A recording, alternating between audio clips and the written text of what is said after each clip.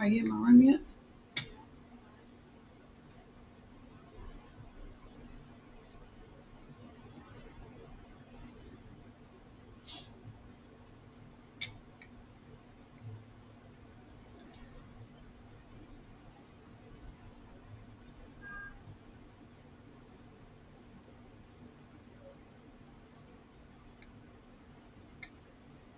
Okay, here we go.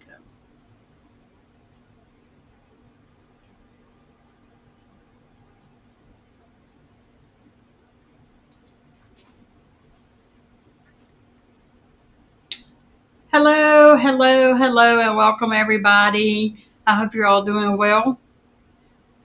So, my background here is psychedelic for tonight. Let me take those off here. So tonight we're going to talk about Panama and life in Panama.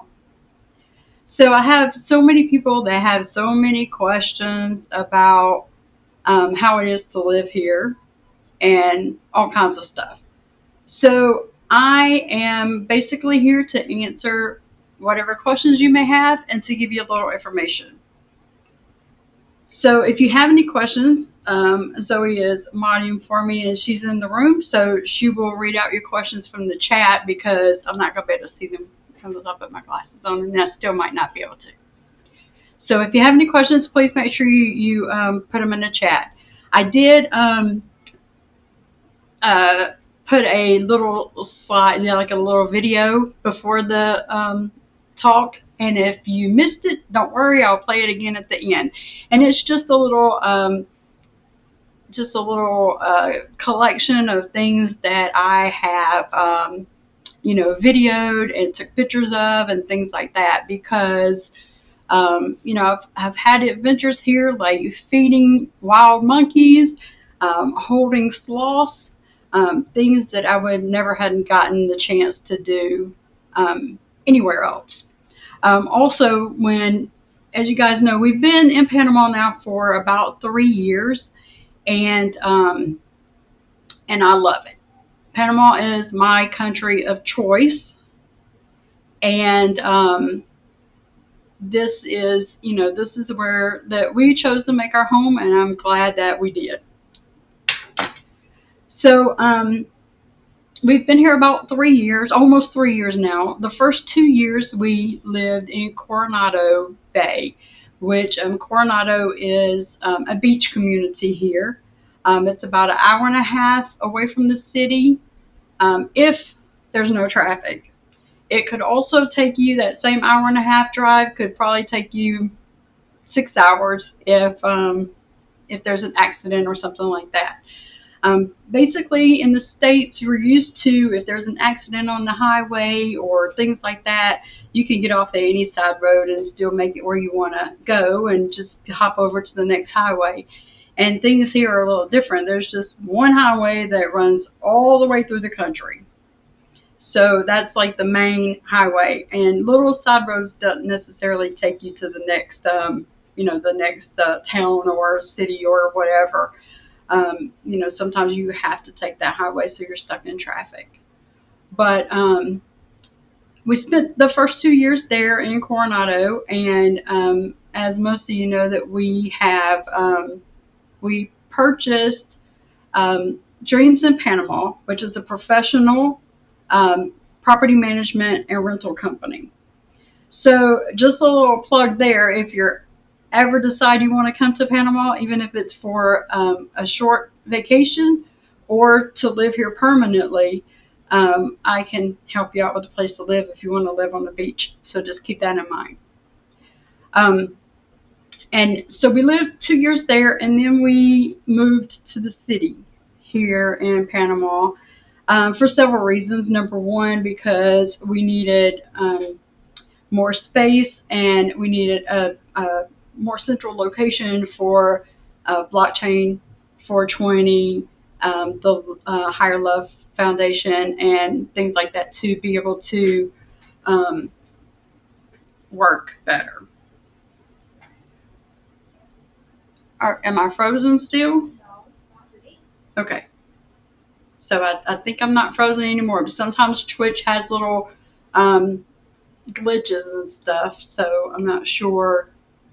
Hopefully, I unfroze for you. But where was I at? So we lived. So we lived. We bought Coronado Bay.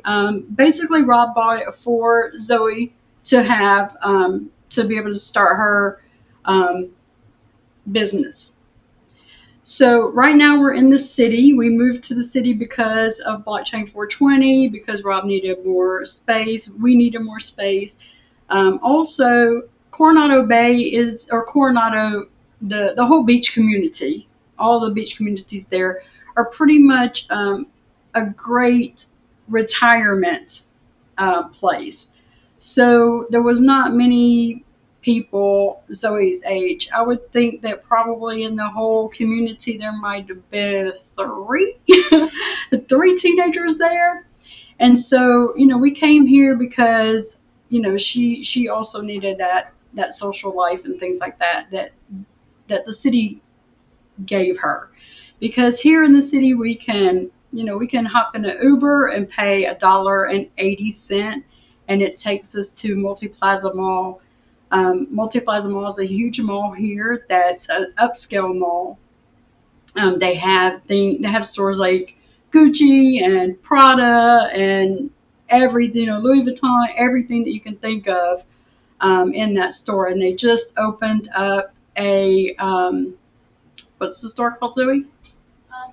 H&M here in Panama, and that also is in Multi Plaza. And in a few days, I think they'll be opening up Old Navy here in Panama, and that will also be at Multi Plaza. We also, our location is great. It's in a prime location right in the heart of the city. We're in San Francisco. We're on the bay in San Francisco now. But we also have, I guess the Uber ride would be about $3 if we wanted to go to the mall called Albrook Mall. And Albrook Mall is the largest mall in Central and South America. We've been there several times, and we've spent hours and hours there, and there's plenty of spaces in that mall that I've never even seen before, because you could literally go there, probably spend a week and not see everything in that mall. So a lot of people, when I told them that we were moving to Panama, first of all, a lot of people were like, "Oh, you're going to an island?" No, Panama is not an island. You can look at the little map and you can see we're all connected. So Panama is not an island like Puerto Rico or or the Bahamas, but we do have, and of course the Panama Canal is most famous. Everybody knows the Panama Canal, one of the seven wonders of the world, right? But people typically, that's all they know about Panama. And I'm not even going to kid you, I didn't really know that much about it either until we researched and then moved here. But coming here, a lot of people were like, "Oh, oh my God, you're moving to Panama. Are you going to have electricity in your house? Are you going to have internet? Are you going to be able to communicate with us?" And I'm like, yes. Just so you know, and let me get this straight. Panama is very much up to date when it comes to the internet, banking, things like that. It's very upscale. Yes, I have electricity. Yes, I have indoor plumbing, and it works. I have hot water. That is one thing, something about Panama, though. When you come to Panama to purchase or rent a place, it does not always come with hot water. And the reason why is because, well, we're in the tropics, so the water comes out the faucet hot anyway, warm. So people will live here with no hot water and take showers and things like that. But, the showers aren't super hot, but they're definitely not cold either. I prefer in our building that we have the hot water. So we do have hot water here. And at Coronado Bay, if you decide to come visit me in Coronado Bay, you will have hot water. You will have internet. You will have electricity. So, and a safe place to stay. So, if anybody has any questions, please drop them in the chat there, and so you'll read them off to me so I can answer them for you. Because there's so much to say. I am going to make this like a series so I don't keep you guys here until like 1 o'clock in the morning talking. And I really don't have like I meant to do like bullet points, but I failed because I was busy. But so anyway, I'm hoping that you guys will throw some questions in there. But a few things that I will tell you about is coming. I really suggest that everyone try to visit Panama. Come and visit because travel is important. Travel teaches you so much that you can't learn in books and you can't learn on TV and things like that. So travel is important everywhere that you can go, anytime that you can go that's safe and things like that, you should. I do encourage everyone to come here to Panama to visit. A lot of people, they'll see my post and my life, and they're like, "Oh, I want to move to Panama." We're talking about relocating. We're thinking about Panama. That's great. I want you to. I want you to put it at the top of your list and come visit. Do know that Panama is not for everybody. And I'll give you like a couple of like little. Okay. Their question says, are there bad storms like hurricanes, etc.? Okay, I'll get to that question in just a minute. Remind me, Zoe. Okay. Okay, so I had this couple that came, a retired couple, and they came to live at Coronado Bay. They blindly signed a lease to come here for a year, and I do, encourage. We came for 2 weeks to see before I signed a whole year's lease. And I would always encourage people to do that if possible, especially if you've never been there. But this couple came and they moved from like, I don't know, somewhere in the States, Utah or somewhere, and they came to Panama to live. So when they came, the first thing that they said to me was they were just taken back and very surprised because people spoke Spanish here. And I was just in total shock, and I'm sure that my face gave them the what the hell look. But I was like, well, of course they speak Spanish here. This is Panama. That's the language that's spoken in Panama. And they were like, oh, well, we Googled and we seen somebody's blog and it said that English is widely spoken. It is. English is widely spoken. English is not the official language of Panama. So you will find a lot of people that speak English here. You will also find the majority of people do not speak English here because they speak Spanish in Panama, people. So just remember that. Now, saying that, I will add also to you, so don't let that discourage you from coming. Because you can always, number one, learn Spanish. And also, I will tell you that I probably know 8 Spanish words, 9 maybe. And I've gotten by for almost 3 years. And it's because the Panamanian people are so open and welcomed that they don't turn their nose up to me because I don't speak Spanish. They don't turn their nose up to me because I look different than a Panamanian. It's not equivalent to like the United States treats Spanish-speaking people there who don't speak English. It's like, oh, this is America. You should speak English and yada yada yada.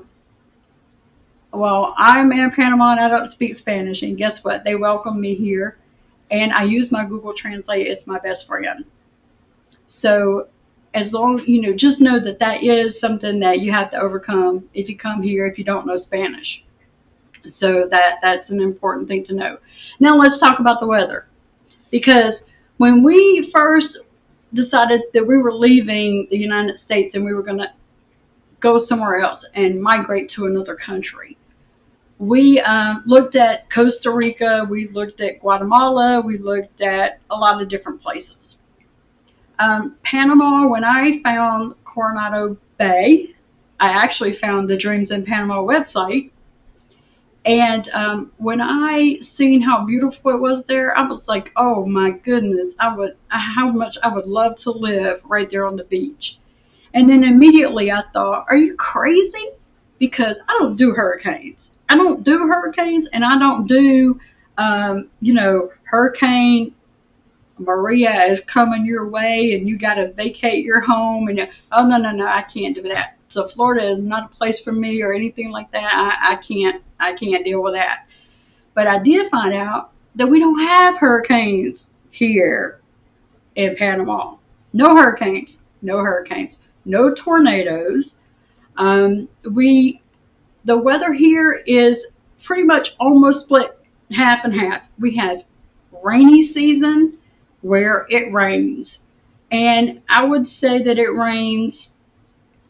I would think that in a 7 day week that it would rain at least 4 days, but not all day.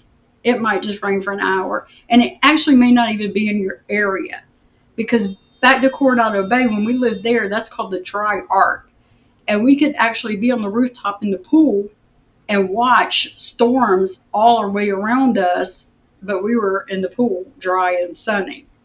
And it's basically the same here. We live in a city here, and we live on the 31st and 32nd floors.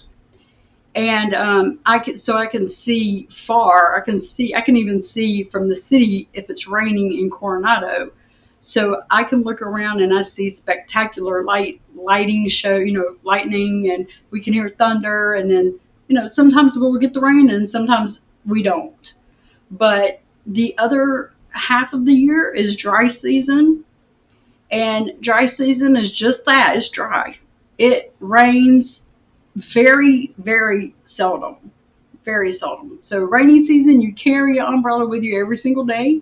Dry season, you ain't got to worry about it, because it's probably not going to rain ever. And if it does, it's probably going to be while you're sleeping, so you don't have to worry about it. So that's the seasons there. The weather, the temperature is pretty much the same. When it's rainy season, it's humid. It's more humid. When it's dry season, it's also wind season. So it's not as bad as far as the humidity goes. But the temperatures are probably higher in the dry season, because the rain does cut down the temperature but add the humidity. So there's that. Now, so we don't have any kind of things like that, but let me tell you what we do have. Okay, so here's me. I'm from Georgia. I'm used to tornadoes. I'm used to, thunderstorms and tornadoes and things like that. But what I kind of failed to realize until it was like midnight one night, and I'm sitting in the bathroom taking care of my business, and then all of a sudden I felt like I got so lightheaded, and I was like, "Oh my, I feel like I'm gonna," you get that little woozy feeling like you're gonna faint. So I was like, "Oh goodness." Well, then all of a sudden at that split second, and this all happens within a matter of like a few seconds, I then noticed that the towels across from me, hanging on the towel rack, were just like, ooh, ooh, ooh. And I'm like, "What?" And, I'm like, "What's going on here?" There's either demons taking over or something's happening. And then Rob busted in the bathroom door. And at this moment, I all of a sudden realized, I think I just felt an earthquake. And he comes busting in the door, and he's like, "Did you feel that?" Well, that was my first earthquake. And it was so exciting. Like, it only lasts a few seconds. And you definitely, we were, at that point, we were only on the fifth floor of Coronado Bay. And it was a pretty strong earthquake that day because we could feel it on the fifth floor. And usually on the lower floors, you don't feel it as much in high-rise buildings as you do the upper floors. But the earthquakes actually take place so far from us, typically in Costa Rica or out at sea. So we don't get damage like you'll see, unfortunately, these devastations that happen during earthquakes. We don't have that here. So they're minor. They only last a few seconds. They shake everything. By the time you realize what's going on, it's over. So it's pretty much okay. And since we've been here in 3 years, I think we've had probably five or six. We When we moved from the fifth floor to the 23rd floor in Coronado, we did feel them much stronger because the higher the floor, the more you feel them. And then since we've been here on the 31st and 32nd floor, everyone's on 32nd, and I think we've only had one since we've been here in the city, and we were in the bed, and yeah, the bed was pretty much shaking a lot. It was kind of a long one. So it's kind of the people who have been here and are used to them, they, immediately they'll start posting in the little expat group pages.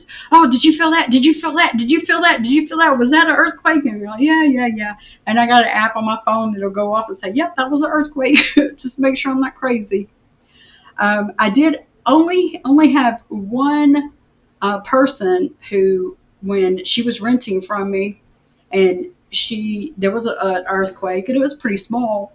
And I only knew about it because I seen it online because it was more felt in Coronado area and not felt here in the city. But she called me, or she, WhatsApped me immediately. It was like, oh, the lamp was shaking and I don't know what's going on and I'm scared. And she was like, she was like 20-something-year-old that traveled by herself. And I'm like, oh, girl, it's okay. It was just an earthquake. She's like, oh, earthquake. Oh, my God, I didn't know they had earthquakes. And she was like out of here in a week.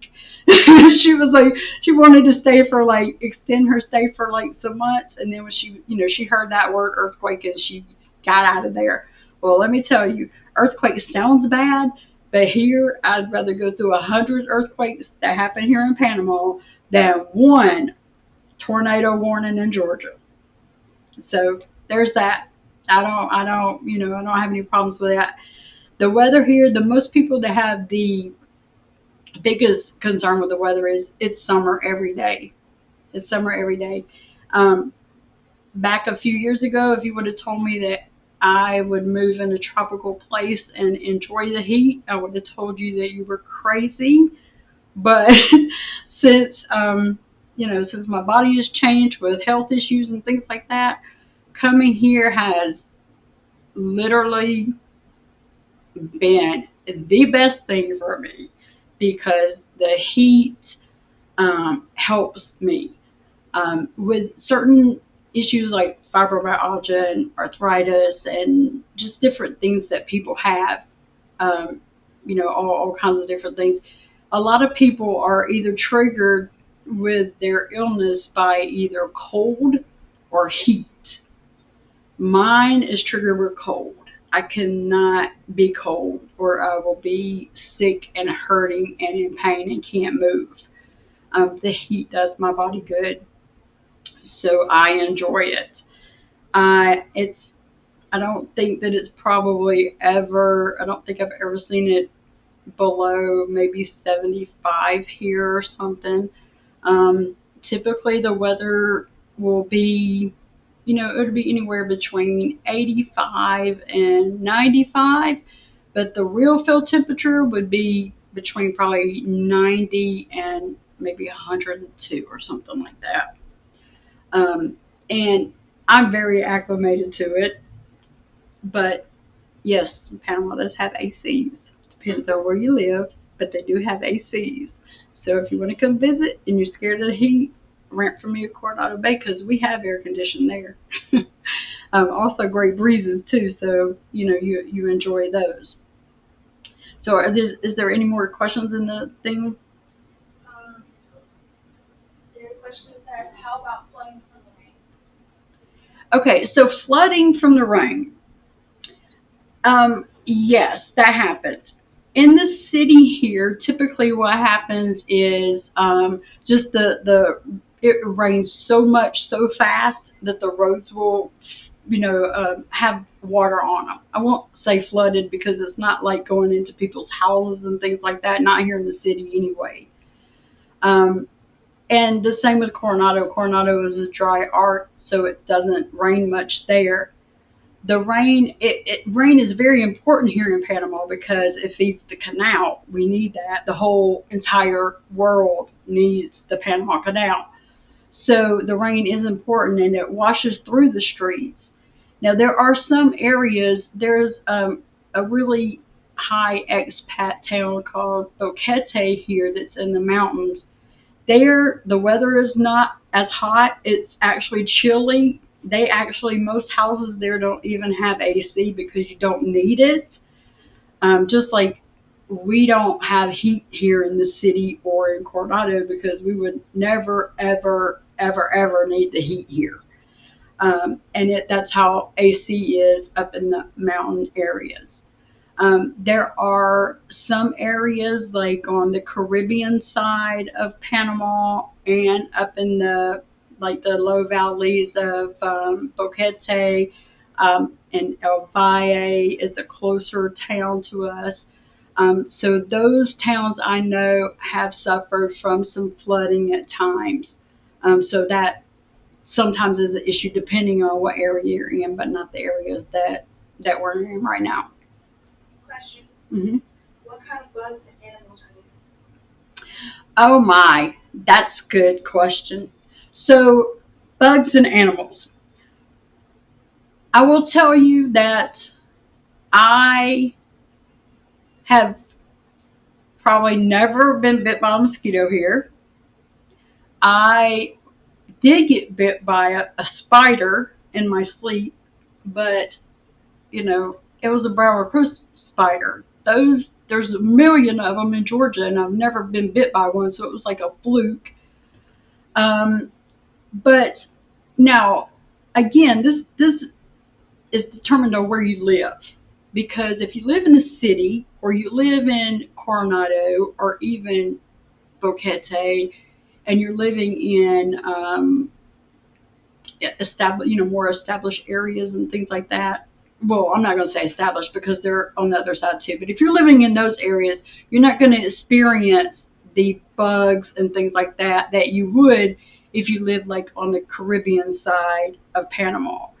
And there are some like Focus and places like that who have a lot of mosquitoes and things, but I haven't experienced those at all. Panama does have snakes, but I ain't never seen one because you know why? I don't walk in the woods, so I'm not gonna see them. We don't have them in the city.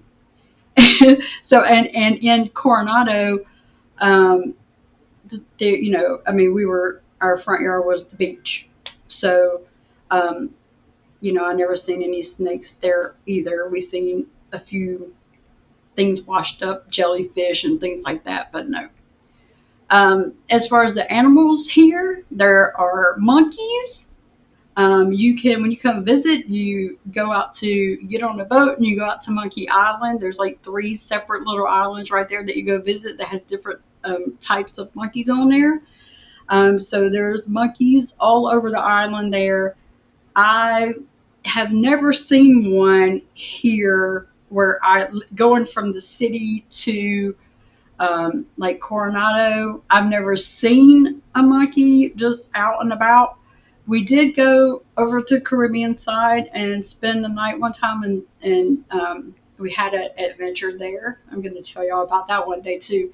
We had an adventure there, and we did have a monkey there because he was trying to break into the window. But anyway, that was a whole different story. And speaking of bugs and critters and things like that, yeah, our experience there, we went to spend one night in on the Caribbean side in Portobello because it's beautiful there. The water is crystal clear. You can see to the bottom. They have wonderful places to visit there, and I highly recommend if you ever find your way there, is to go visit the Church of the Black Jesus. It is amazing. It's wonderful. I'm not religious, and I tell you what, I walked in there and had chills up and down my spine, and my hairs were standing up on my arms. It's a fantastic place to go and visit. I do not recommend. I do not recommend spending the night there. We stayed in a place that was where they filmed the show Narcos, if anybody's ever seen that, and it was absolutely beautiful. But then at night, you went to your cabin, and it left a lot to be desired. And I'll just leave that at that. It left a lot to be desired, but it was very attractive for scorpions and mosquitoes and lizards and monkeys trying to get in the window and bats. What else did we have here? I forgot. There was a lot of stuff, but that was like the Caribbean side, and we don't deal with that here. Yeah. So, and then the other, no, okay. So my favorite animal here in Panama, look, y'all. Yes, it is. My little sloth neckos. So sloths, they look so scary. They're like a little hairy aliens. Their nails, oh my gosh, their nails are like this long, like the size of this pen. I mean, and there's two-toed sloths and three-toed sloths. So it depends on which sloth you have as to how many nails they have. But they move very slow, and they don't care anything about you whatsoever. They're just trying to mind their own damn business, so they don't hurt you absolutely at all. They're wonderful to see. I have seen a couple of them. I've seen a couple of them out in Coronado, right outside of Coronado. We had one that would hang in the tree there, and would sometimes come down with the little local restaurant in Picasso's. They only come down from the tree only to use the bathroom, and they only use the bathroom. I think it's probably like once a week or once a month. I can't remember. I looked it up one time because I was curious, but I can't remember. But they are amazing. So there's a place in El Valle, and I have some associates and some friends who rescued. They are, I guess, authorized to rescue and to have sloths because you can't have those as pets. But they have a rescue there, and you can go to their place. They have a little, like a couple of little apartments, rooms and stuff that you can rent, and you can go and stay overnight. And when you stay overnight, the sloths will come to you. You can hold them. And they are so lovable. They love people. When we got there and they noticed that we were there, they just started coming down from their little, ropes and stuff, and they were just coming at us. So they're amazing, and if you guys are on my Facebook page or Instagram page, you've probably seen the pictures. The little slideshow I showed in the beginning, the little video, I think, had some pictures of me holding, or a little video of me holding the sloth. It's an amazing experience, and they are awesome creatures. There's also a lot of butterflies in Panama, because I guess that someone once told me that Panama means beautiful butterfly.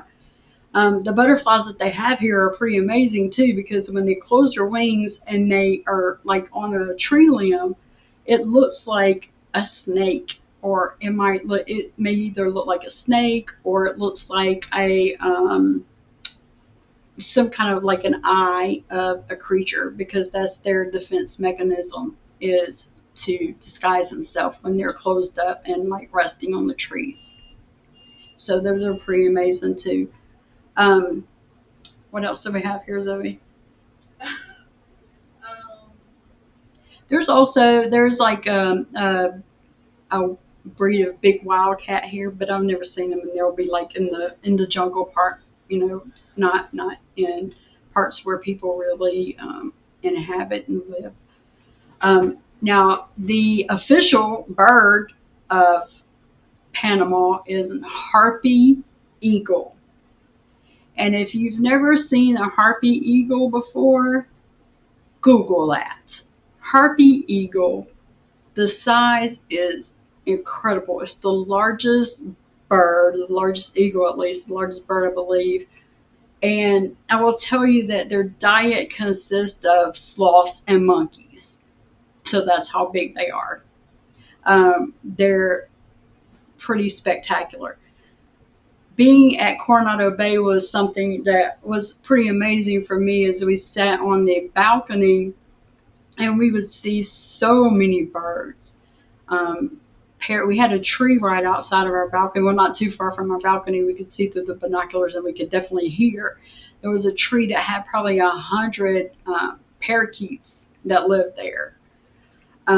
We also have toucans here. I've seen a toucan when we went to Monkey Island. So it's the only toucan that I've seen in person that I know of. There's lots and lots of pelicans that fly by. So many different kinds of eagles and different huge birds. I mean, it's amazing. It's really truly a bird watcher's paradise out here. And they say, like, I haven't been to Boquete yet to that side, but they do say that bird watching there is absolutely amazing as well because there's so many different species of birds and different colors and things like that. So it's pretty amazing. Any questions, anybody? What do sloths eat? Sloths eat like bamboo um, and different leaves, and I'm not exactly sure. I know bamboo is one of them, but it's like different leaves and things like that. We didn't feed them. They weren't interested in they weren't interested in eating. They just wanted to love us, so we didn't feed them while we were there. The monkeys, however, there's like I said, there was three different islands that we went to when you go to feed the monkeys. And you do actually go and you can hand feed them. They will come right up to you. And some of the breeds eat like grapes, and it's so funny because they'll bite the grape open and they'll suck out the juice and they'll take the skin and just throw it out like boop. And then there's some of the monkeys will eat bananas, obviously, and then we had different fruits for the different animals. I think peanuts we had for some of them. There's another, when we were in the Caribbean side, when we went to Portobello, we went to an island called Isla Mamey, which was an absolutely beautiful, beautiful, beautiful island. It has nothing on it whatsoever except for a bathroom. But when you go on the island, you go and you tell them that you want, a flounder, a flounder fried, and you want a pina colada. They literally will go into the ocean and get your fish, and they will take it, and the man's wife cooks it on the main island, or not the main island, but into the main land, and then he'll bring it back cooked. So you have your dinner. You want a pina colada. They cut the pineapple and coconut right there, and make it right there for you fresh. By the way, speaking of food, Panama has the best pineapples ever, ever, ever. Just so you know, forget a Costa Rican pineapple. When you come to Panama, you'll know what I'm saying. So, any other questions in there right now, Sophie? Okay. So, speaking of like pineapple, now that I'm there, a pineapple here is $1, probably at the most. You can get them for 50 cents, $1, sometimes $1.50 if they're real big, and it depends on the area you're in also. They're going to be a little more expensive when you go into the city and right into Coronado and things like that. But when you go into the smaller towns and you get into the non-tourist areas, the stuff is a lot less expensive. A pineapple for 50 cents, and we just got We just bought two gigantic avocados, and they're like $1.50 a piece. Um, mangoes grow. I, they here twice a year. They season here twice a year, and they literally are free because they're everywhere. If you have somebody that has a mango tree in their yard, they're begging you to please take the mangoes because they can't eat that many, and it's going to attract bees and bugs if they keep them in the yard and they spoil. So they're begging people to take them. You can walk down the streets in a lot of places, and there'll just be mangoes laying on the street. You just pick them up, and they're yours. Back to the animals, we do have like iguanas and stuff like that, and big giant lizard-looking things. But that it reminded me because I used to be mad. I'd pick up a mango off the street, and I swear they'd go and take a bite out of one, and then take a bite out of the next one, and the next one, and so you have to go through like 5 mangoes in order to get one. Um, well, come on, lovely, you get your free mangoes over here in Panama, honey. Um, another question that I'm asked a lot is like the cost of living here. The cost of living here varies so much. I mean, you could literally come here and you can rent a house for $300 a month. It's not going to have hot water. It's not going to have any amenities, and it depends on the area. Obviously, it's going to be in a more secluded area, definitely away from tourists. Definitely in an all Spanish-speaking community. So you better know Spanish if you plan on moving into an area that has the extremely low cost of living. But say for the beach area, Coronado Bay, on somebody that rents for a year there, they could rent anywhere from a studio apartment that might run $800 a month, up to the penthouse apartment, 2 bedrooms, 2 baths, that would run $1,800 a month. So that just varies. In the city, the high rises in the city, you can literally pay anywhere from probably $500 for an apartment up to $10,000 a month. I've seen apartments here that are $10,000 and $12,000 a month, but you get what you pay for. You get what you pay for.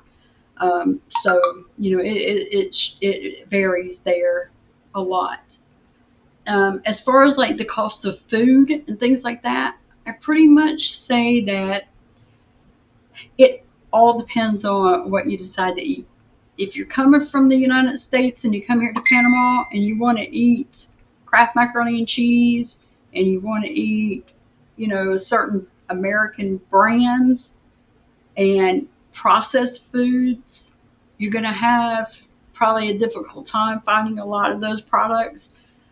They're not gonna. There's nothing for sale here that has high fructose corn syrup. We do have a grocery store here that's called Reba Smith, and they carry a lot of American brands there. But for instance, for an example, a Little Debbie cake, you will not find that in Panama at all because they are high fructose corn syrup, and you're just not going to find it here. They don't allow it. They don't allow a lot of the GMO and stuff like that as much as they do, like they do in the States. So when you come here, it all depends on what you want. If you are just dead set on, I want my Kraft macaroni and cheese, well, you can find that at Reba Smith, but it's going to cost you, it's going to cost you like $3.50 for a box. So it's not worth it. Leave that junk alone. It's just processed food. Fresh foods here. Chicken is very good and inexpensive. The chicken here tastes very good, and it's not plumped up with all those hormones and antibiotics and things like that. These are like yard chickens that are running around on the side of the highway. so they don't have them caged.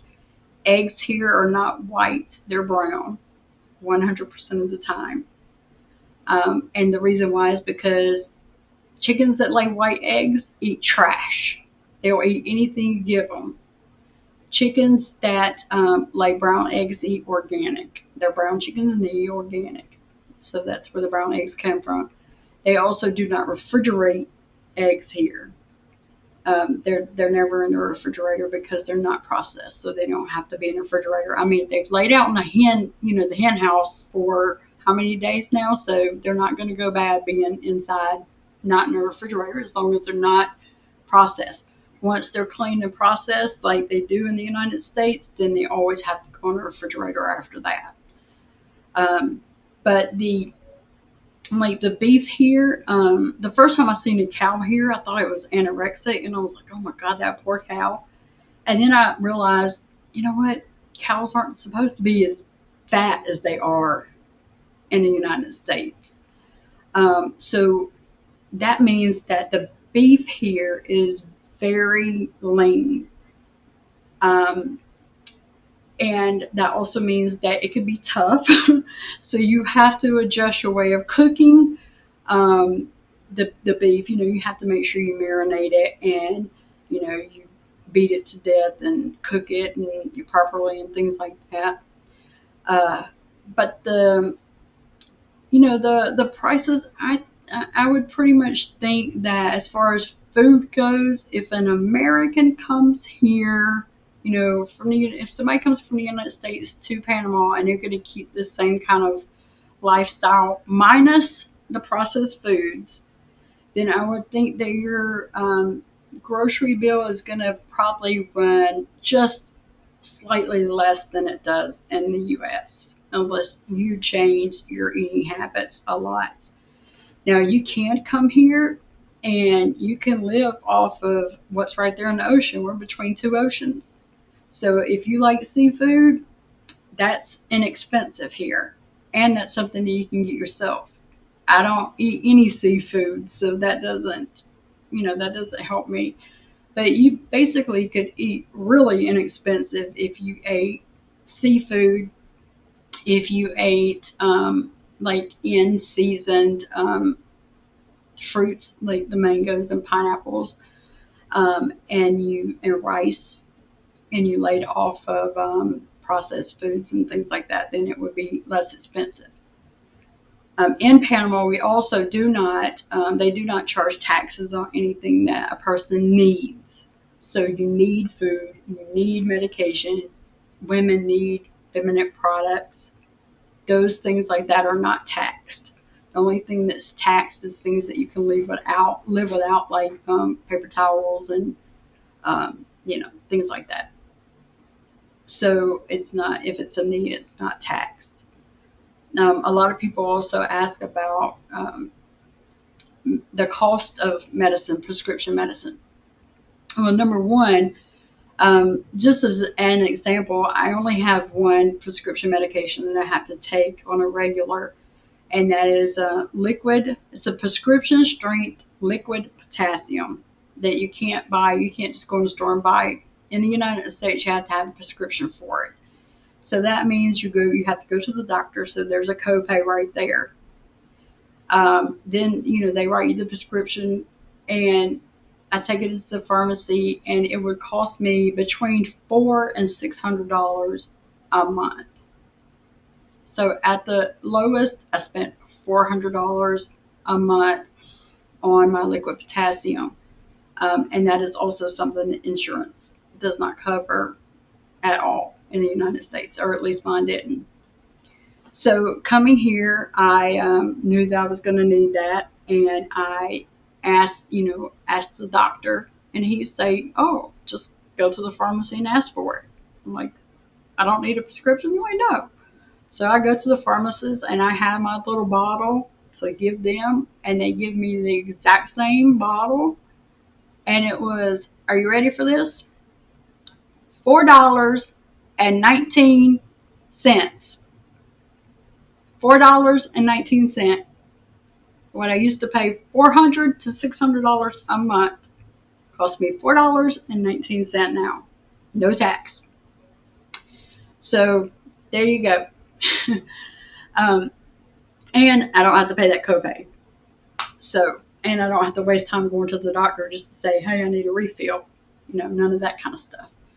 The only things that you need a prescription for here are antibiotics and controlled substance, like strong pain pills and things like that. Speaking of pain pills, like oxy and opioid addiction is not a thing here. Um, you just don't see it's not a thing. We actually have a product that you can go in and anybody can just pick up off the shelf. You don't even have to ask. And it's just like Tylenol or Advil would be in the United States. It's called Panadol here. And Panadol Ultra is for like migraine headaches and severe pain. And Panadol Ultra has codeine in it.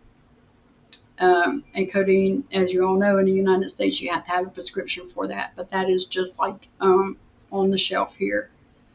Another thing about the prescriptions and drugs here in Panama is that, say, if if I go in because I have a back pain, I pull a muscle and I want a muscle relaxer, I can go into the pharmacist and I can tell them I want a muscle relaxer, and they will ask me how many. And if I don't have enough money to buy more than, however many I need, I can buy one. And that even goes for something like, their version of NyQuil or the Panadol. Anything that you get here is pretty much like not typically in a bottle that you open and, it has 50 in it.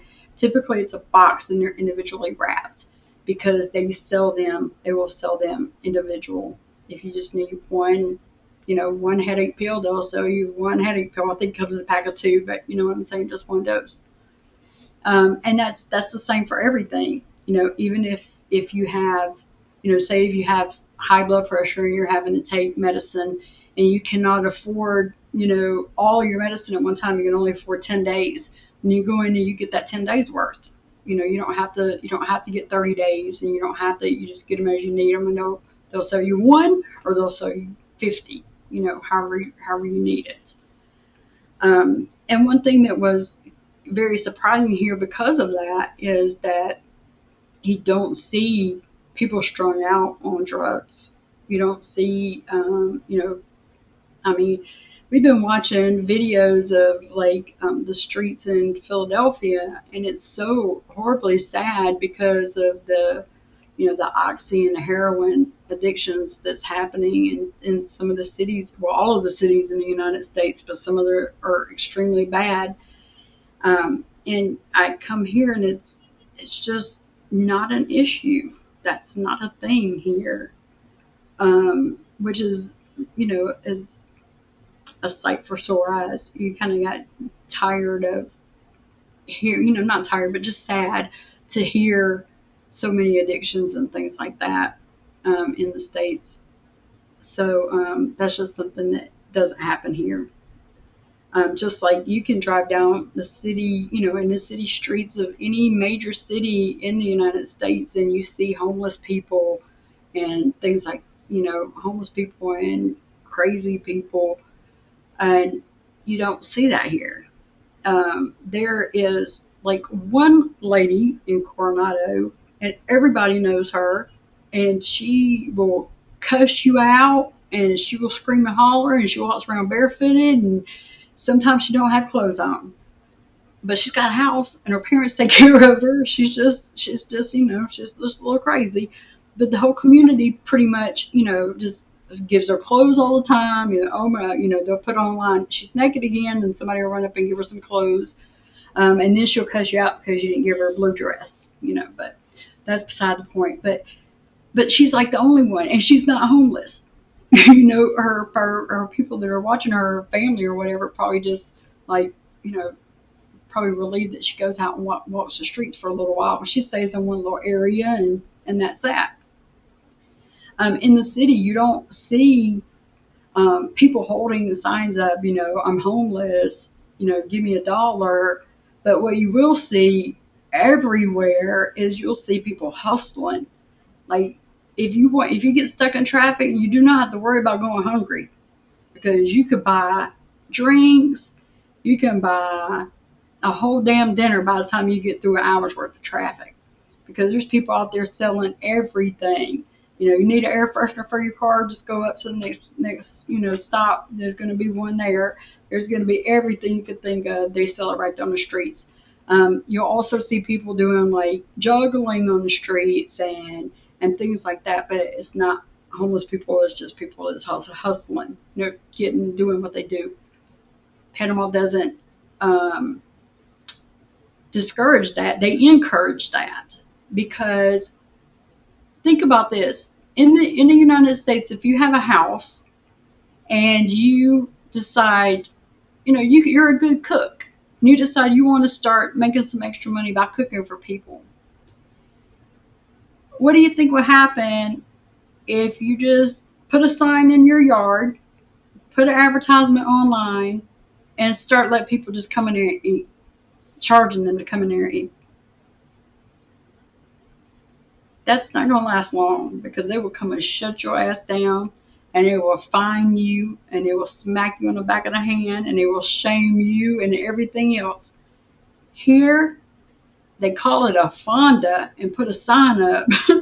It's okay. You can do that. Um,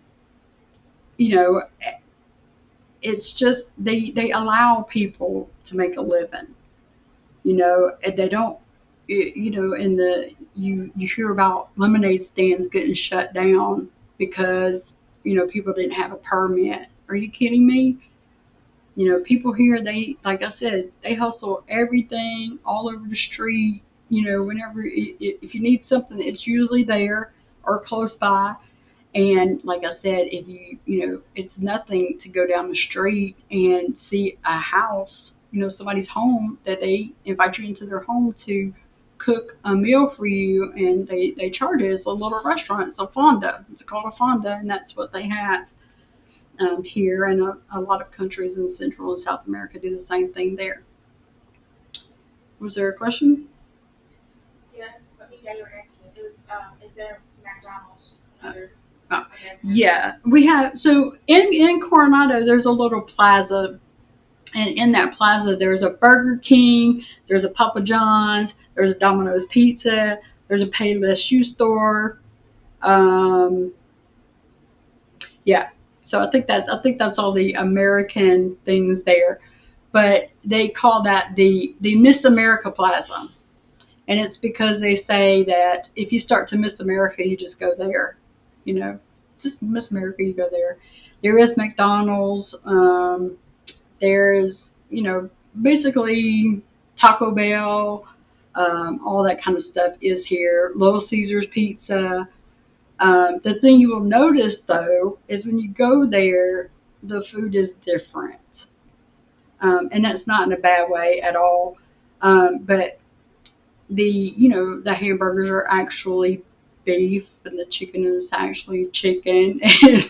And there's some things that they don't even put on the menu because because they're not going to allow, like I said before, they're not going to allow the processed foods and high fructose corn syrups and things like that. So the food does taste different, but it's a good different, And also the McDonald's here, they still fry their apple pies, so they're good. They don't have that junky, crappy, fake stuff. It's for real fried apple pies, and they taste good. Question. Yes. What about local cuisine? What kind of dishes have you tried? Okay. Local cuisine. I am a very picky eater, and I also would 95% of the time would rather cook my own food and eat it. I have found that the Panamanian dishes that they have here, first of all, the main, like the most, I guess their top dish here would be like a whole fried fish with like plantains fried, and potatoes fried. Everything's fried. It's fried. It's a fried country for real. And so I don't eat seafood, and that's a big part of it. They eat a lot of rice, and I like rice, but I have found that typically, I think every place I've eaten rice out here that's been prepared Panamanian style has not been to my liking because it's either that they use a coconut rice, and I don't like that, or they just undercook it. They undercook it and it's crunchy, and I don't like that either. But again, I'm picky. I'm picky. Now we did take a trip to um, Colombia before COVID, and I mean we're right there together, right? We used to all be one country, so it's like a hop, skip, and a jump away.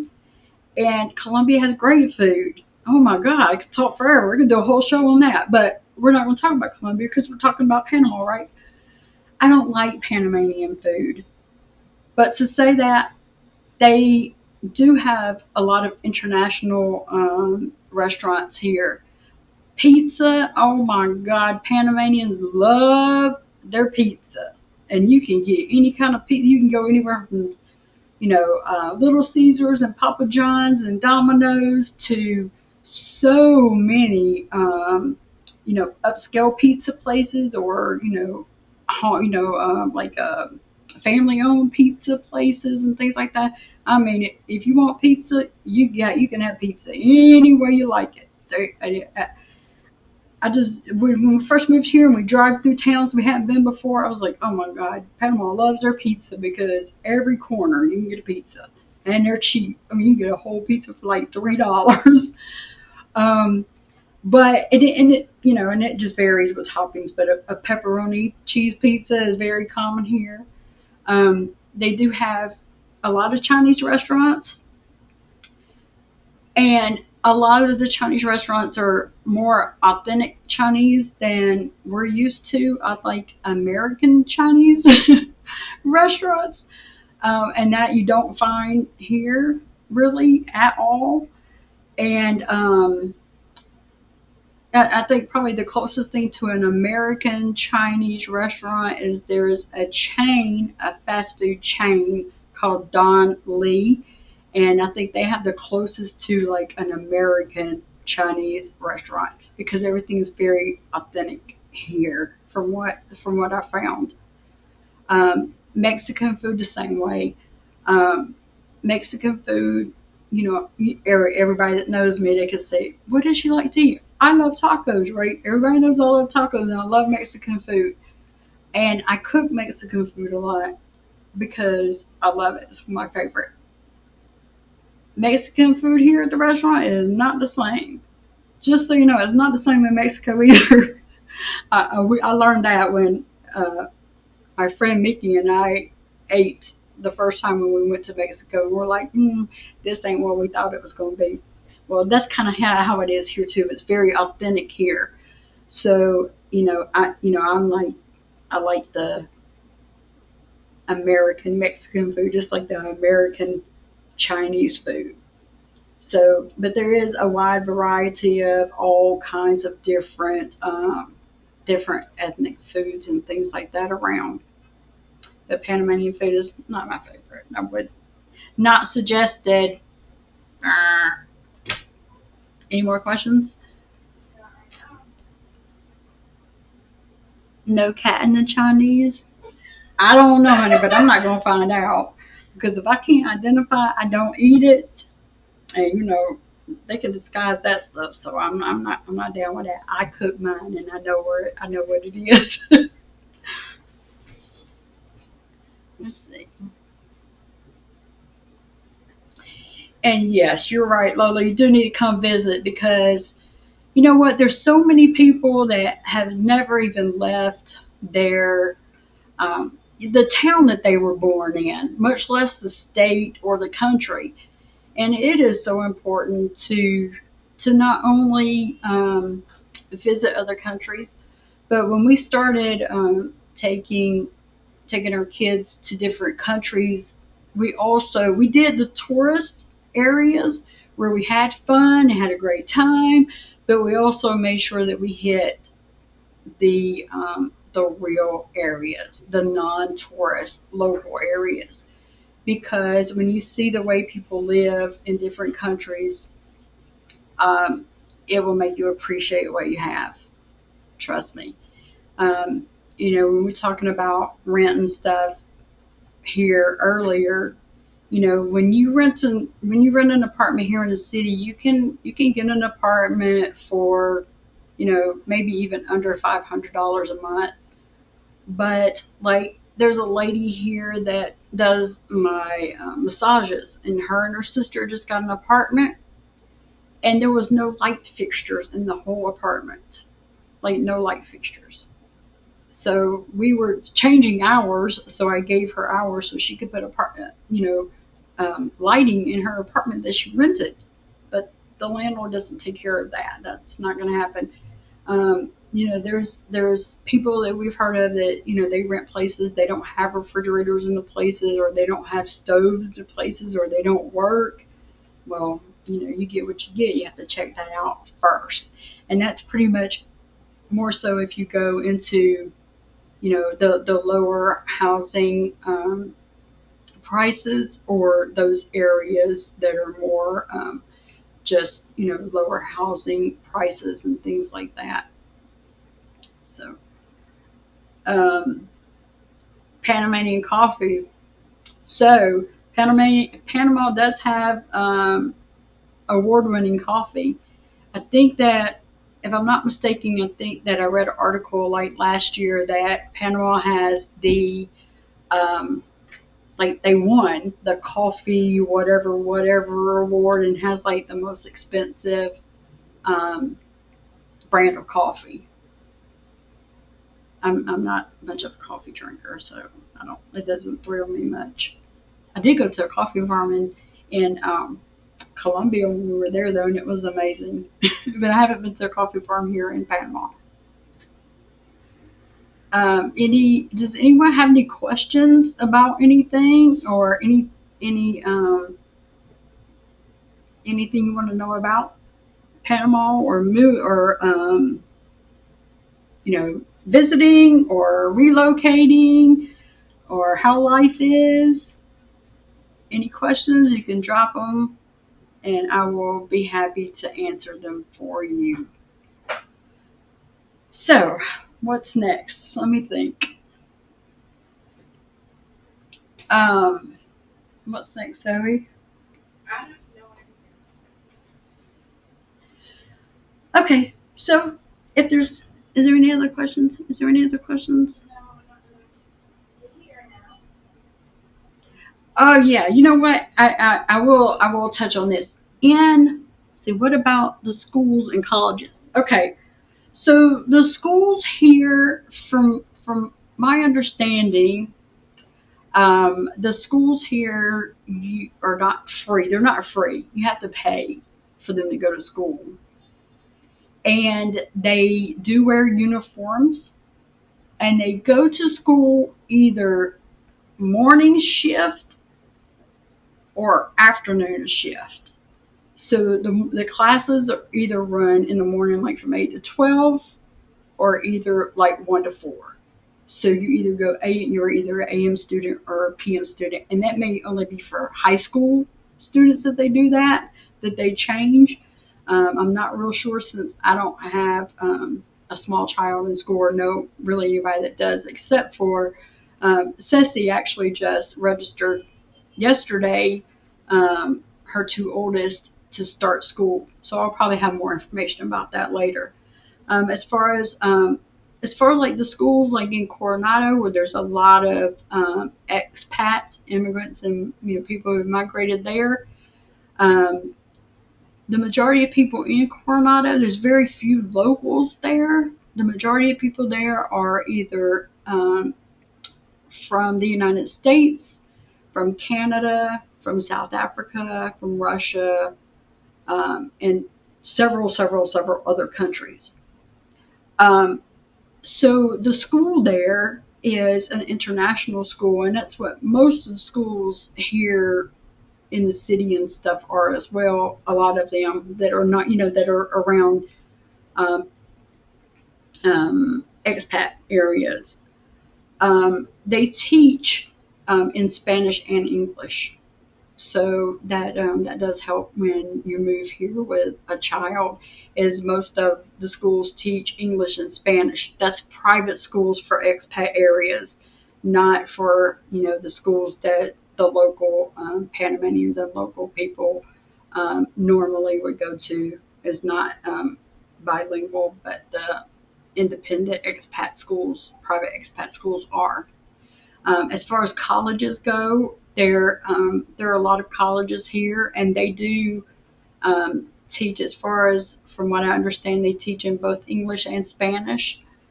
The doctors and things here typically are all educated in the United States.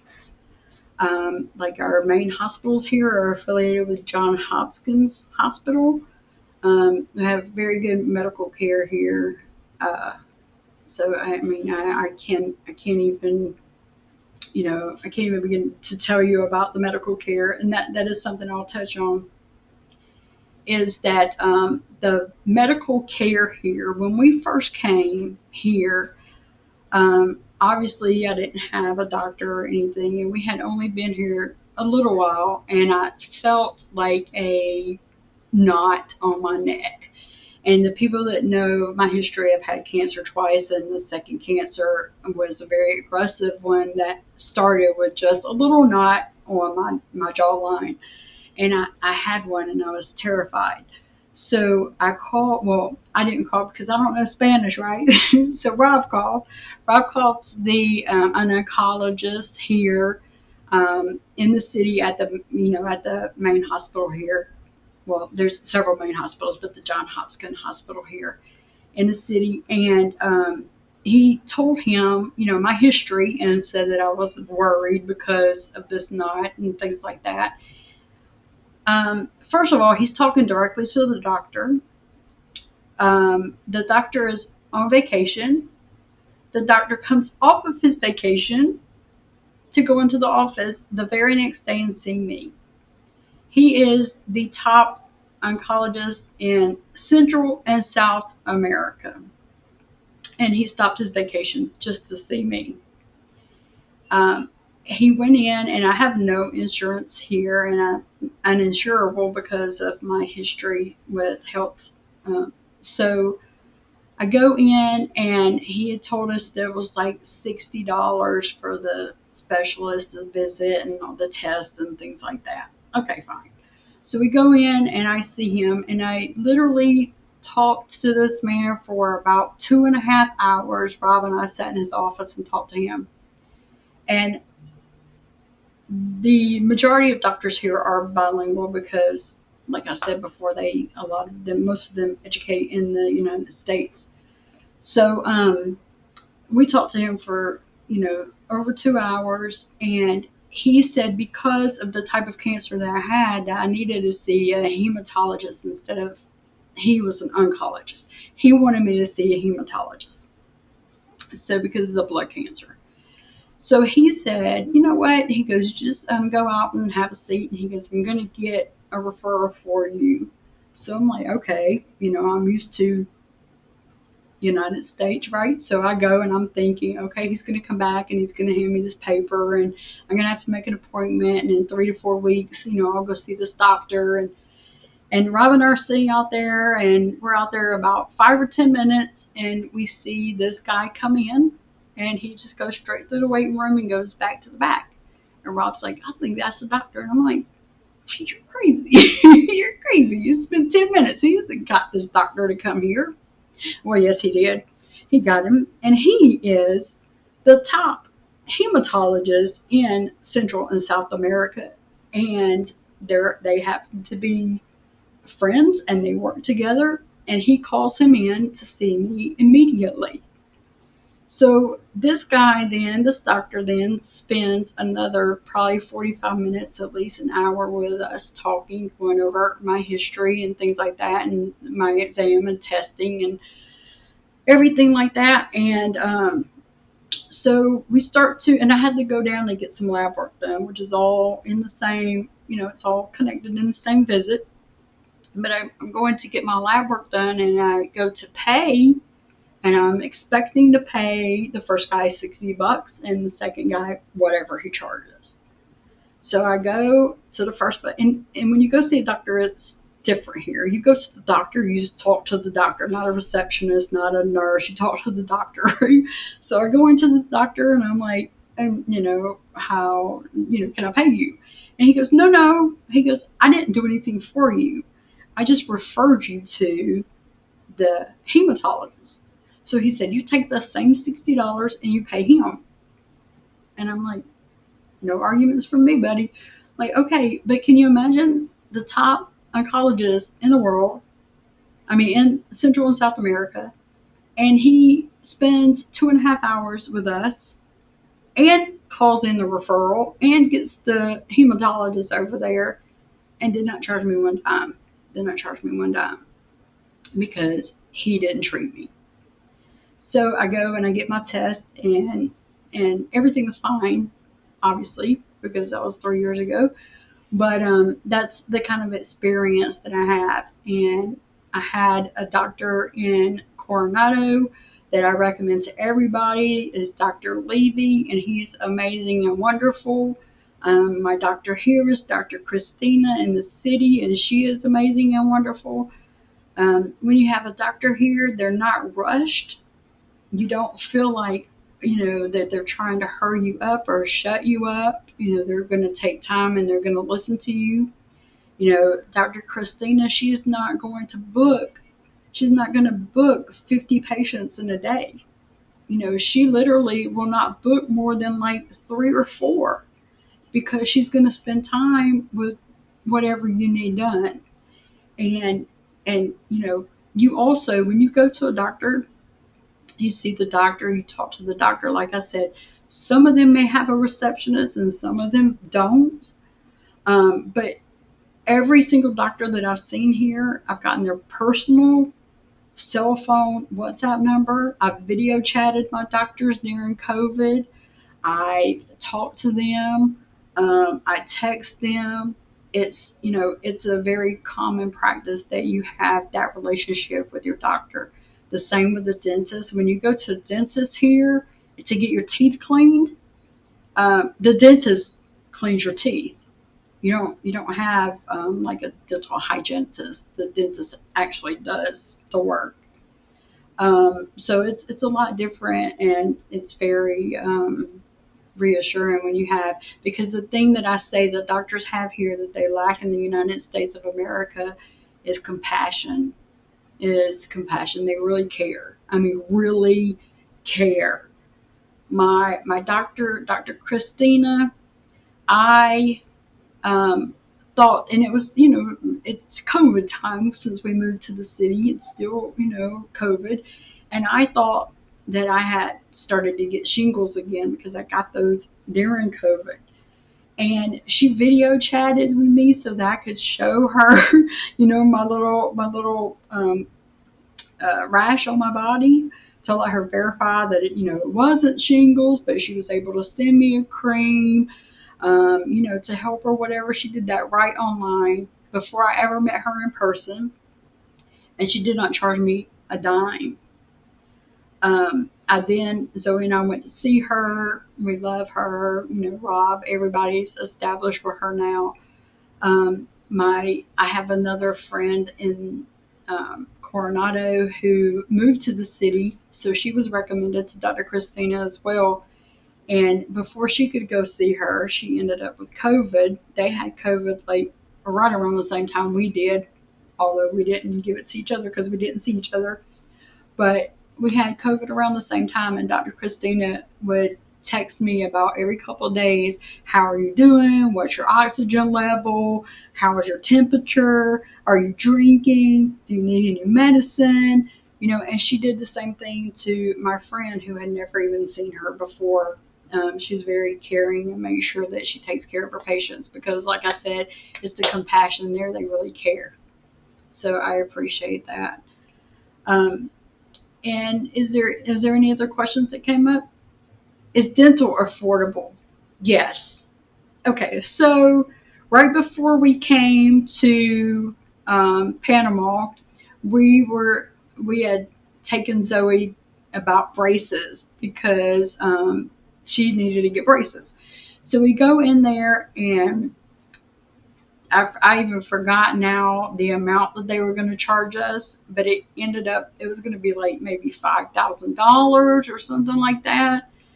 And here we ended up paying less than $1,000 for her braces. And that was paid not all up front. Like we literally paid like $40 when she went to get her adjustments, and then you can pay however you want to. They break it down for you.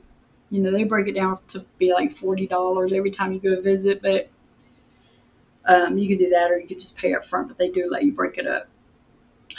As far as like dental work and stuff goes, absolutely 100%. Typically, dental work is less expensive here without insurance as it is in the U.S. with insurance. So there's that. There's two healthcare systems here that's kind of combined into one. They have private healthcare for people that can afford it, people who may have insurance or may have like an international. A lot of expats have international insurance that we would have if I qualified, but I don't. But so those people typically will go to a public hospital, and that's the ones that I went to that I paid $60 to see the specialist. Um, but that was like everything, like I said, test and everything. My copay in the U.S. was 45 or 50, so I paid $60 to see a specialist, and that was the complete charge. They do have also public hospitals. So, say if you come, all right. For instance, I have a friend here, a couple, and he went to the U.S. and he fell and he dislocated his shoulder really, really bad. And he went to the hospital there in the United States, and guess what they did? They misdiagnosed him. Can you imagine that? They misdiagnosed him. So he came back because he was in the States like for his daughter's funeral when this happened. And he came back, and it just kept bothering him and bothering him and bothering him. Well, they don't have insurance, and they don't, they couldn't afford the public hospital, because they found out that he did need surgery on his arm, on his shoulder. So, I mean, it's so bad of a surgery that they were like, they had to do surgery on his hip and his shoulder because they had to take a piece of bone from his hip to put into his shoulder. So it was like a very complicated surgery. So a local doctor here suggested that he go to the private hospital. Now the public hospital, because it's less expensive. The thing with the doctors are, when you're a doctor here, you work in both the public and private sector. So when you go, if I go to a public hospital one day and I go to a private hospital the next day, I may see the exact same doctor because they work in both. So you're getting the same, it's not like you're getting the people who almost failed medical school. You're not getting that. You're getting the same doctor and the same quality of care. So my friend goes in for surgery, and he goes to the public hospital, and they have absolutely no idea how much this is going to cost. But the doctor who recommends it, don't worry, just don't worry, because I think the in the United States, I think even with insurance, his surgery was going to still cost like over $20,000. Here in the private hospitals, I think the surgery was going to be about $9,000, and that's total. When you have a hospital bill, it's total. It's the doctor, it's the anesthesia, it's the surgery, it's everything, not broken down into 50,000 bills like you would get in the U.S.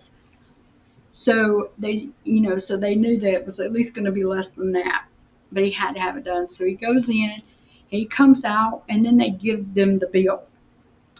And it was, are you ready for this? Well, let me just tell you first of all, he had that surgery. Like I said, they had to remove a piece of his hip bone to put into his shoulder.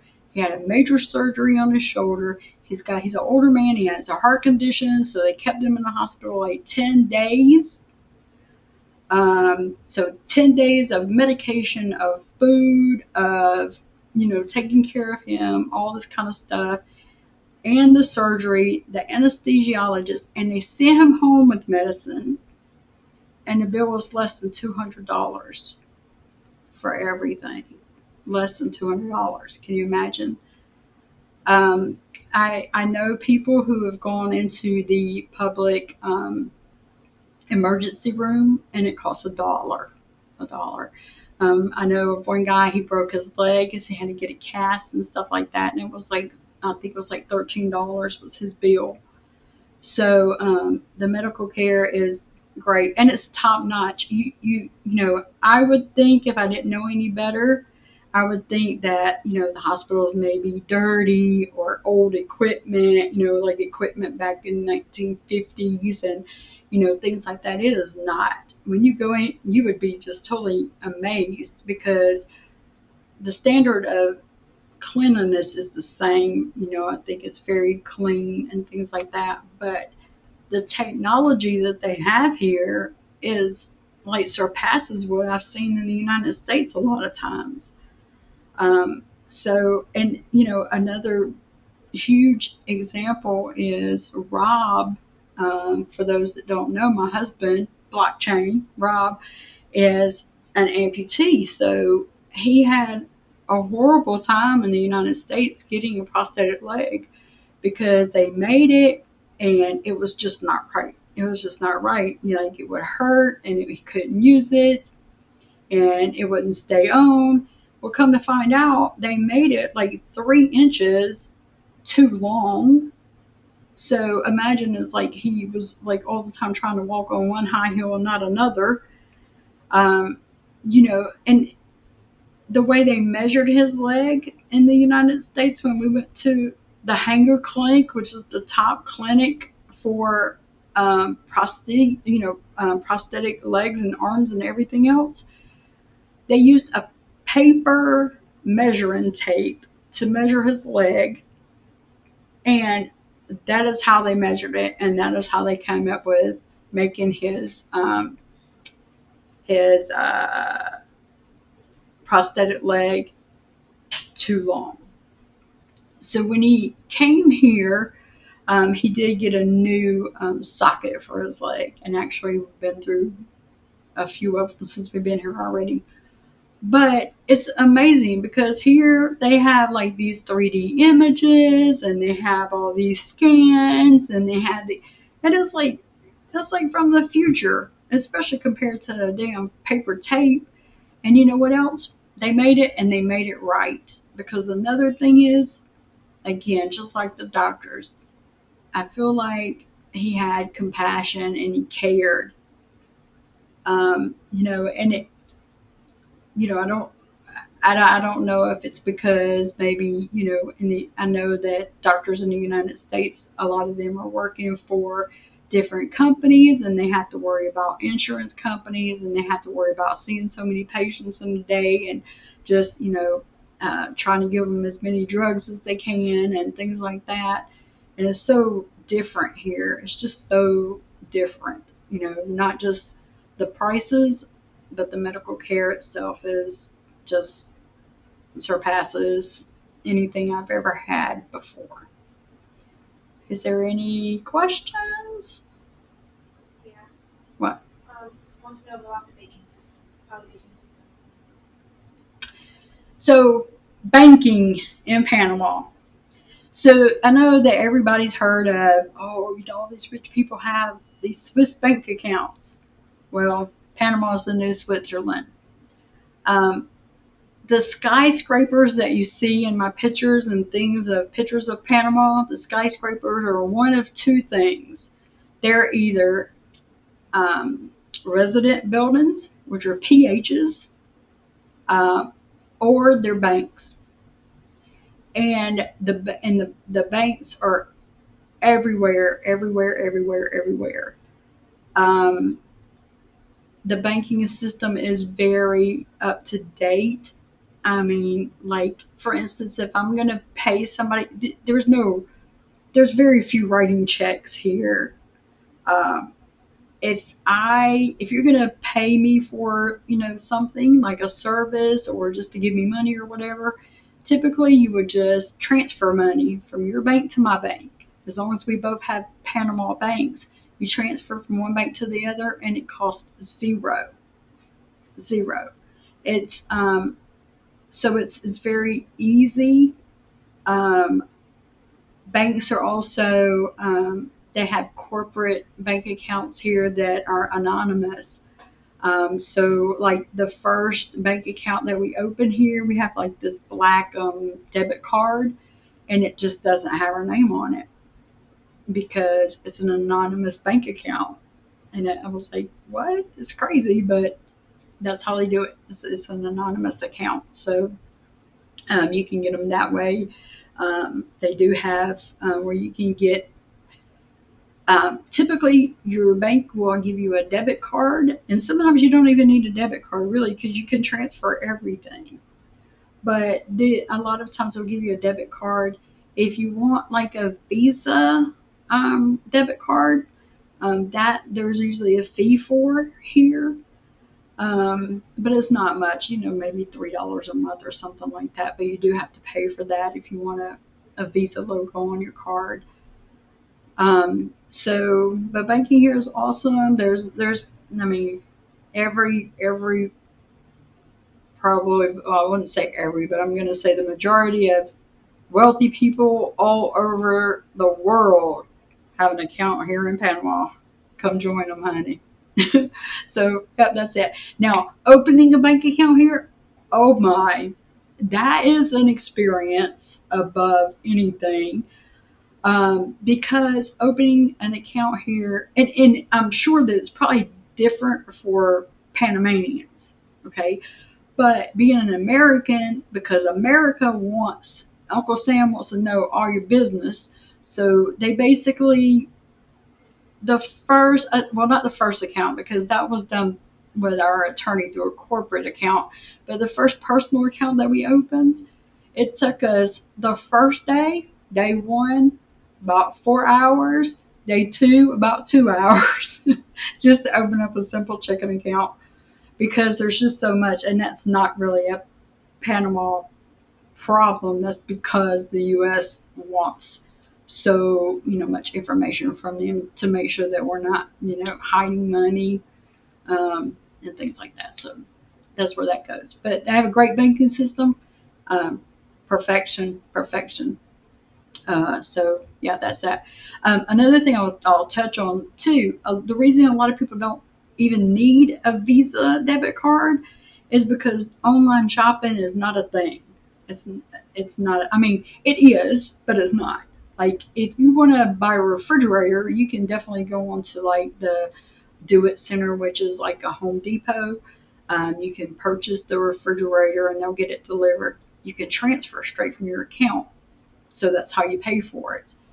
Um, but there's Amazon and things like that are only popular for people like me who are just used to it and who are bougie Americans that still want my stuff that I can't find here sometimes. So, um, because online shopping is not a thing, a Visa card is not necessary, for any of that kind of stuff.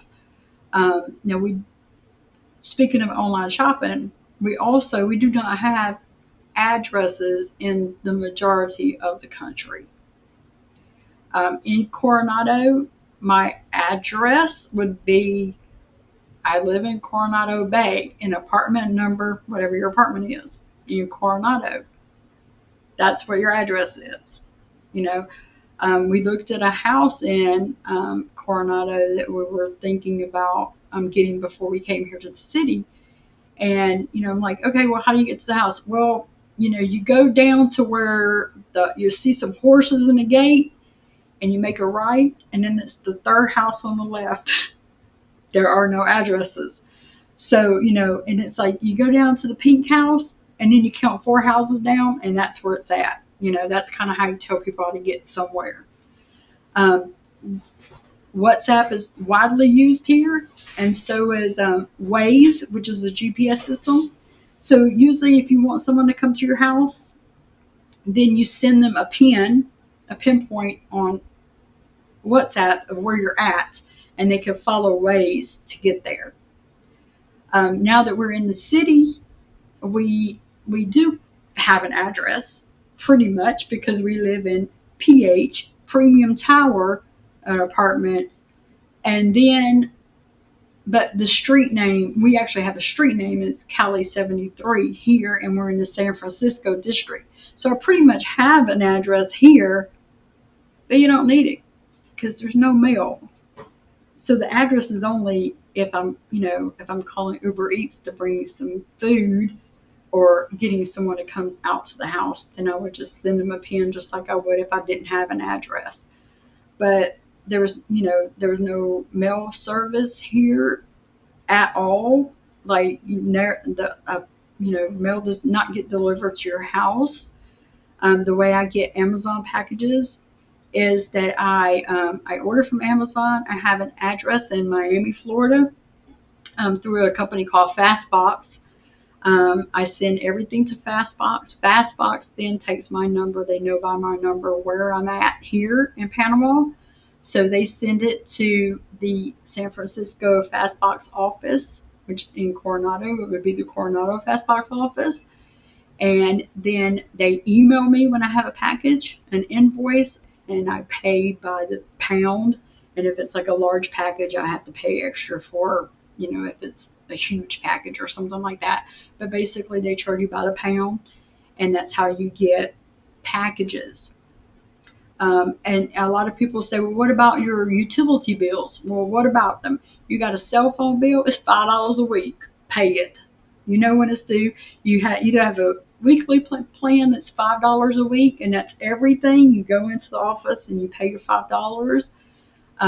Or you have a monthly plan that is still equal to $5 a week, is $20 a month. And with that, you know how much your bill is, and you know when it's due. So if you're old enough to have a cell phone with a bill, you're old enough to know how to pay your bill on time. So you just pay it. You just send it from your bank and you pay it. You know when it's due. You know how much it is. It's the same every month. Electricity obviously is different every month. So pre-COVID, what would happen in Coronado Bay is that once a month you would get your utility bill shoved up under your door. Not even in an envelope. It would just like slide under the door. There's your bill. Like, okay. To pay it, you pay it directly from your bank account. Or if you rent from me in Coronado Bay as a long-term permanent tenant, then you just add I'll tell you how much your bill is every month. You add it to your rent, and I pay everybody's bill. So I pay about 44 electric bills and cable Wi-Fi bills every month. And the same with cable Wi-Fi. You get a plan, you know what your plan is. If you got a $30 plan, you know it's $30, $38.16, then you know you pay it every month. And you can pay it online as well or straight to the bank, either one. So there's just no need for mail, and I thought that it was really weird here, and I thought I would not like it, but I actually absolutely 100% love it because I don't need all that junk mail that just sits on the table. So there's no such thing as junk mail here because there's no mail. Any questions? Yeah. What about credit buying home cars? Do you get credit or do they not even have a system? Okay. Credit in Panama. This is from what I know, and I'm pretty sure that I'm at least 95% accurate, but probably more. There is no like credit system here. Like there's no like whatever credit you have in the United States, whether it's good or bad, when you come here you start at ground zero. Your credit is basically what you have in the bank. It's not credit; it's what you have. What you have is what you have. So that's pretty much it. Um, there are places where people can get like finance through to like buy a car, for instance. You can finance to buy a car, but you have to have either like a collateral behind it, or you have built up an established relationship here in Panama. Your job and your personal references mean a whole lot more here than they do in the United States because they don't have that credit system that marks you either poor or not poor. Either you have poor credit or good credit, whatever. That is not a thing here. As far as buying real estate here, it's difficult to get a loan typically. Um, you really, if you have, if you own property here, it's because you have the money, or either you have credit somewhere else. Like a lot of people may have credit in the United States or credit in Russia or somewhere that they can then get the money and then get a loan for whatever amount of money and then come here and buy that property, and they essentially have a loan on it because they're paying it there, but they didn't get the loan here, if that makes sense. Because that usually if people have, it's because they have. There's no like credit really system here. How do you get your mail? We don't get mail. No mail. Like I said, I pick up packages. Amazon packages come to or not just Amazon, any packages. Um, because like there's been times that this country girl wanted some grits really bad, and they do not have grits here in Panama because they just don't eat them here. So I got Suzanne to send me 10 pounds of grits before. Ain't no shame in my game, honey. So any kind of packages like that just get sent to Miami or Fort here, and I pick them up. And then there's no other mail other than that.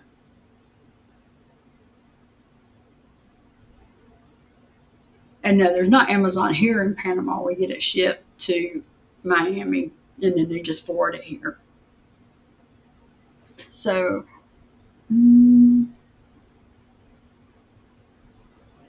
and another thing on the credit system too, and this I just recently learned, is that there is a like a small little international maybe credit thing that you can go for, and after you've been established, I think it's 2 years in your bank account, then you can request a like a credit card. And sometimes you don't even have to request. I've heard that sometimes they'll just send you. Well, not they don't send you because it's mail, right? But they'll send you an email that says, "Hey, come pick this up." And that's how you could just "Hey, come get this." So, but I have heard that people have gotten like credit cards out here, like a real low balance. I mean, low minimum and not minimum, about whatever you call that. Yeah, limit. There you go. A little small limit, and then it builds up from there. So there's like that type of credit with the specific bank that you're with. So they do have, you can build up with your bank. Um, and for the banking, like for a personal bank, you basically go in, you open your account, and just like the United States, you never have to go to the bank again. You do everything online through the apps, through everything else, ATMs. A corporate account's a little bit different. You do get like a representative that's there for you. So if you do want to like have credit or something like that, that they could help you build up and things. But I don't know. We try to stay away from credit. Just save for it. Is there any more questions? Anybody? So I hope that at least it's been intriguing enough for you to want to at least come visit, because it is a beautiful spot. Hey, DJ Craig, I know you're gonna be coming to visit us soon, because it's your turn. So, but I hope that you guys will come out and visit us. Make sure that you visit my website for the resort that we have, and that's www.dreamsinpanama.com. There you can see that we have vacation rentals there, and I have also long-term um, tenants there as well. As a matter of fact, right now I'm up to where I have very few vacation rental spots because so many people have come here. So, but I still have room for you. So book your time. Now we're headed into high season, which is dry season. Starting next month in November is the biggest holiday here. Is the week of November. I mean, the days November 3rd, 4th, and 5th. That's like it's like equivalent to like Memorial Day, Labor Day, and the 4th of July, back to back to back. Imagine that. So it is party central. Believe me, my beach rentals, they book up for that week months and months and months in advance. And I have people call me every day wanting to get a rental, but we're booked up. It's a very, very big holiday here, and it's, since we missed last year, it's even more exciting and big this year for people to come out. So we have those in November, and then in December is when dry season, high season starts. So we have people that come in for December. A lot of people come to spend Christmas here. New Year's is huge here, especially in Coronado Bay, because the fireworks are absolutely 100% amazing, always. Um, and so that's a big day. I mean, a big weekend also at the beach. And then we have all of our snowbirds, all of our Northern Americans and our Canadian friends. They come to get away from, snow. So they come here for, typically my regulars that I have come here usually come, some of them come for like 2 months and some for 4 months. Um, but they're regulars and they come every year. So I'm booked up for the snowbirds with just a couple of weeks here and there for those times. And then once the spring in the United States hits, it's still dry season here. It's just that the snow is not as bad in Canada. So I have, so it starts opening up. So a good time for people to come visit would be in like March, April, May. And then you start into like June, July, and August. If you come here, you can go whale watching. That's a big thing. I know that most of you guys that know us, the blockchain family, also has heard of Dej. He is the artist who has painted our gallery in our house. He also is maybe still in the room here with us, but he also he is Panamanian and bilingual and has lived in multiple countries before, but he also is a tour guide. And I have another friend who has a transportation and tour service. So believe me, we will have you guys entertained while you're here for sure. There's a lot to see. There's a lot to see. It's a beautiful country, and I would love really to share it with you guys. And of course, when you come here, you must go to the Panama Canal to visit the Museum of the Panama Canal and to see a ship go through. They even have tours where you can actually get on a boat, ship, vessel, whatever, and go through the canal. It takes hours, but I have not done that, but I'm going to as soon as one of y'all come visit me and y'all tell me that's what you want to do, then we're going to get dead and we're going to go through the canal because I'm ready. I have been to the canal a couple of times, and it's very interesting. You can go in there because um, a lot of a lot of the canal was built by Americans as well. So you can go in there and you can put in your family name, and it will pull up like if you had relatives and things like that that worked building the canal. It's very interesting. It's the history of the canal is amazing. The After you view the museum and you go through the different things there, and then you actually can see the ships go through the locks and them opening up the locks and things for the ship to go through. And then they have this like a movie that you watch, and the movie tells about everything from building the canal all the way to Jimmy Carter signing the canal back over to Panama. Another fun fact, Panama does not have military, but we are protected by everybody because and this is something you learn when you go to the Panama Canal Museum, is that if the canal did not exist, then it would take a shipment, say from like China to California, whatever, or whatever. It would take like an additional, if the canal wasn't there, it would take like an additional 3 months at sea to travel. So can you imagine?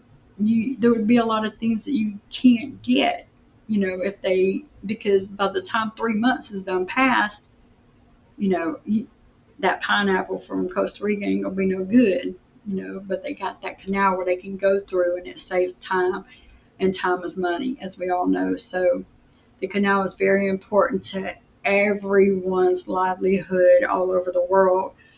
So Panama is a neutral country, and we do not need a military because we don't fight anybody. We're peaceful over here. But the thing is also is no bullies can come after us because the entire world will protect Panama just because of the canal. Another thing is Panama does not have they do not have like a bunch of factories and things like that. Panama does produce like coffee, um, pineapples, produce, but not, not you won't see factories with like smokestacks and stuff coming out of them because they don't have those here. The economy is not also not based on tourism either.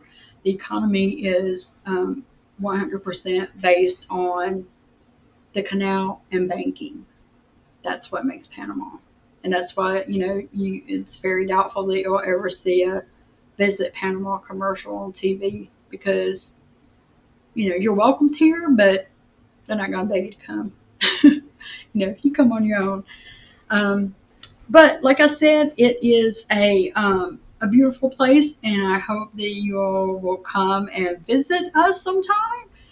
And I will be happy to set you up if you want to come and visit the beach. I'll be happy to set you up in Coronado Bay. If you want to come to the city, we'll be happy to show you around the city. If you want to go to other parts of Panama, I'll be happy to hook you up with somebody that can take you there. So I appreciate it. If anybody has any questions, let me know. I am gonna do another series, another show rather, on Panama, and I'm gonna have my special guest. I'm gonna have Dej with me, since he is Panamanian and he's a tour guide. And we are working a partnership together also with, setting up some tours for the people that come in with dreams of Panama. So he is the specialist when it comes to different parts of Panama that I've never been to before. And he can tell you about lots and lots and lots of amazing things that I haven't had time to do. When we came here, it was about, revamping the business and getting that off the ground and getting to know life in Panama itself. We had, like I said, we did visit a few places along the way, and then COVID struck, so it kind of, put us aside for quite a while. Panama had the strictest COVID rules in the whole entire world. So we were basically locked in our house for 7 months. But things are opening up now, and I'm glad that that is happening. One note that I must add, since I'm asking, everybody to consider coming to Panama, I have to add the stipulation in about COVID. Right now, if you come to Panama, you must be fully vaccinated.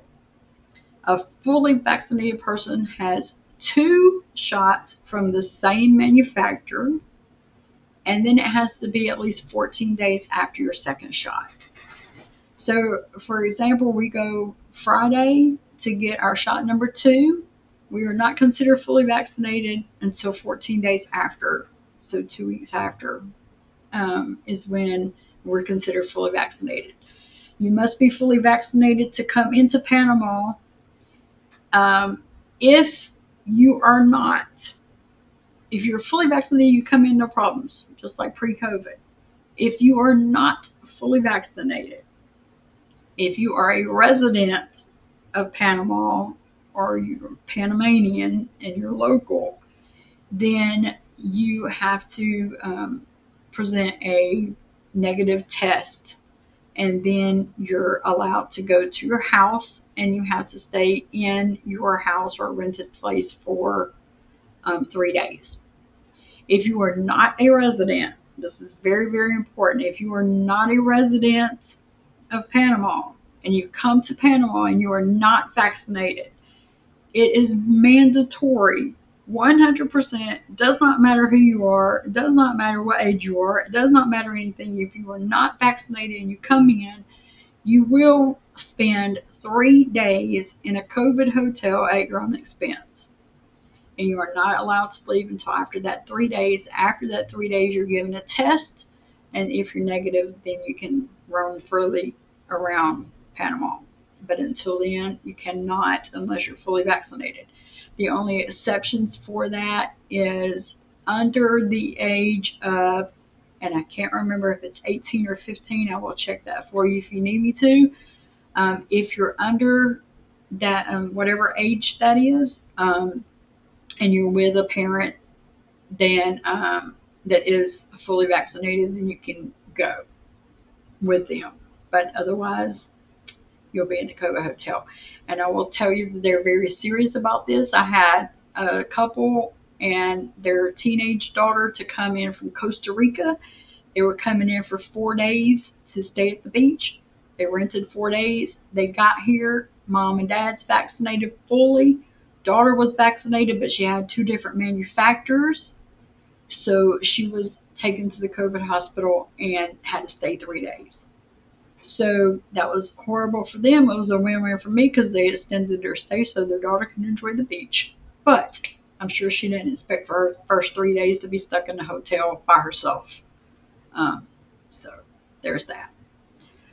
And if there's no questions, I'm going to end this because it's getting late and I can talk a lot about Panama because I love it here. It's my country of choice. And before I leave, I'm just going to leave you with the little small video thing, and it just shows different areas of Panama that I've been to that I've just taken videos, and Mature, our assistant, has kindly put them together for me. So anyway, thank you guys very much. I appreciate it, and I hope to see you soon. This will be available in replay, so if you missed the beginning of it, And if it doesn't bore you to death or anything, make sure that you go and take a look at it and share it. You can watch the replay and share it if you'd like. I appreciate it. Make sure that you follow me here, Miss Blockchain 420. Make sure that you follow Rob at Blockchain 420. He has some replays. You need to go see last night's show. It was amazing. And also, he will be back tomorrow and Friday, I believe. And I will be back at the latest next Tuesday. We'll do Talking Tuesdays. How about that? I'm just saying. That'll work. So let me put this little video on for you. Take a look at it and let me know. Make sure you follow. Make sure your Dreams in Panama, www.dreamsinpanama.com. Make sure you follow the IG page. It's at dreamsinpanama.vacation. And make sure that you follow me on Facebook. You can find me at, I think Zoe will put the link in there. There you go. SamanthaBenitez.blockchain. Yeah. I also have a Panama Sand page, but you don't have to worry about that because I don't post on this much. But and also you can follow me at IG, and I don't know what my name is, but I think it's probably Miss Blockchain 420. So anyway, here's the video, and I'll see you guys later. Thank you so much for joining me, and I will see you next Tuesday, if not before, but I'll definitely see you next Tuesday. Thanks. Good night, everybody.